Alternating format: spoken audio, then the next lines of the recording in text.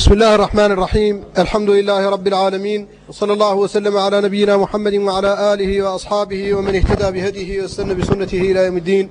السلام عليكم ورحمة الله وبركاته.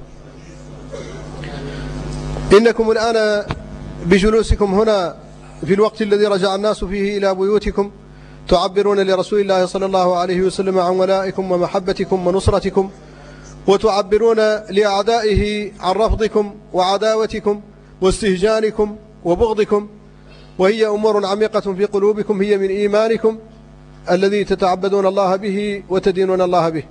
فأنتم تدينون الله تعالى بمحبة محمد صلى الله عليه وسلم، تريدون بذلك أن تحشروا تحت لوائه وأن تبعثوا معه، فمن أحب قوما حشر معهم. وتدينون الله تعالى ببغضكم لكل من احتقره وكل من آذاه بغضا شديدا، وتكرهونه كراهة شديدة تدينون الله بها. فلذلك جلوسكم هو تعبير، وسكوتكم هو أبلغ من الكلام، وجلوسكم هنا هو عبارة عن خطبة فصيحة تهدونها لرسول الله صلى الله عليه وسلم، وتبينون فيها محبتكم له ونصرتكم له ورضاكم به. فأنتم قلتم في أذكاركم: رضينا بالله ربا وبالإسلام دينا وبمحمد صلى الله عليه وسلم نبيا ورسولا. وقرأتم في كتاب ربكم ما بين الله سبحانه وتعالى من مزية هذا الرسول الكريم صلى الله عليه وسلم.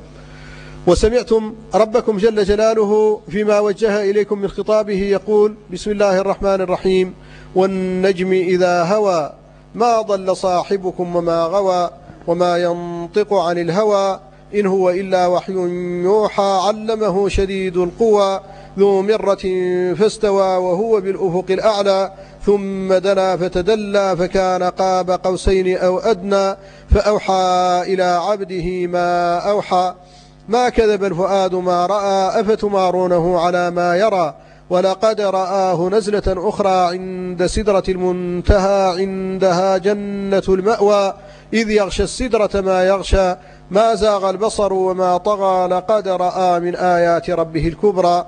وتقرؤون فيه في سورة الحاقة: وإنه لقول رسول كريم. وتقرؤون فيه أيضا في سورة التكوير: وما صاحبكم بمجنون. وتقرؤون فيه في سورة نون: بسم الله الرحمن الرحيم: نون والقلم وما يسطرون ما أنت بنعمة ربك بمجنون وإن لك لأجرا غير ممنون وإنك لعلى خلق عظيم فستبصر ويبصرون بأيكم المفتون.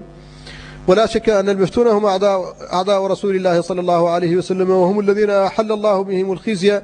ولا شك أن رسول الله صلى الله عليه وسلم هو المطهر من ذلك كله، وهو الذي أعزه الله سبحانه وتعالى وكتب له هذه المحبة وبدأت بالسماء قبل الأرض. فما تجدونه في قلوبكم من محبة النبي صلى الله عليه وسلم سبقته محبة الملأ الأعلى. ولذلك ثبت عن النبي صلى الله عليه وسلم أنه قال: إذا أحب الله عبدا نادى جبريل إني أحب فلانا فأحبه، فيحبه جبريل ثم ينادي به في أهل السماء إن الله يحب فلانا فأحبوه، فيحبه أهل السماء ثم يوضع له القبول في الأرض. فما تجدونه الآن في قلوبكم من محبته سبقته محبة أهل السماوات السبع، وسبقته محبة أهل الملأ الأعلى، وتواترت القرون عليه.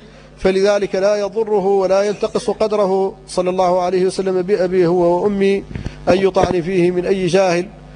وهل يحفظ أحد على وجه الأرض شيئا من هجاء أم جميل بنت حرم للنبي صلى الله عليه وسلم؟ هل سمعتم أي هجاء من هجاء أبي سفيان بن الحارث بن عمه قبل إسلامه له؟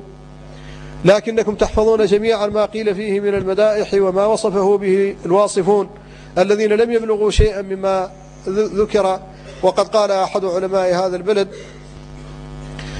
في وصف النبي صلى الله عليه وسلم: أبعد ثناء خالقنا تعالى على طه ثناء للوراء لا، فما تركت على خلق عظيم مؤكدة لمخلوق مقالا. فالمخلوقون كلهم لا يصلون إلى شيء من كلام الله جل جلاله المعجز الذي كله صدق. ومن أصدق من الله قيلا ومن أصدق من الله حديثا. وقد بالغ الله سبحانه وتعالى في تمجيده والثناء عليه. والآيات التي سمعتم في سورة الأعراف كان الله خاطب بها موسى بن عمران عندما أصابت الزلزلة بني إسرائيل.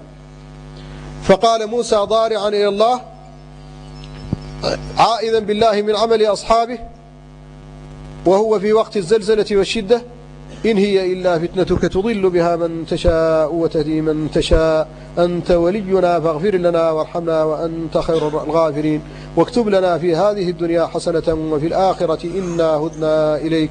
فكان جواب الله له: قال عذابي أصيب به من أشاء ورحمتي وسعت كل شيء، فسأكتبها للذين يتقون ويؤتون الزكاة والذين هم بآياتنا يؤمنون، الذين يتبعون الرسول النبي الأمي الذي يجدونه مكتوبا عندهم في التوراة والإنجيل، يأمرهم بالمعروف وينهاهم عن المنكر ويحل لهم الطيبات ويحرم عليهم الخبائث ويضع عنهم إصرهم والأغلال التي كانت عليهم، فالذين آمنوا به وعزروه ونصروه واتبعوا النور الذي أنزل معه أولئك هم المفلحون.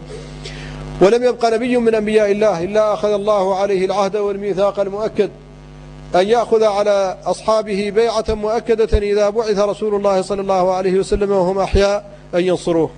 قال الله تعالى: وإذ أخذ الله ميثاق النبيين لما آتيتكم من كتاب وحكمة ثم جاءكم رسول مصدق لما معكم لتؤمنن به ولتنصرنه، قال أأقررتم وأخذتم على ذلكم إصري، والإصر أشد ما أخذ أحد على أحد، العهد المؤكد، وأخذتم على ذلكم إصري، قالوا أقررنا، قال فاشهدوا وأنا معكم من الشاهدين، فمن تولى بعد ذلك فأولئك هم الفاسقون.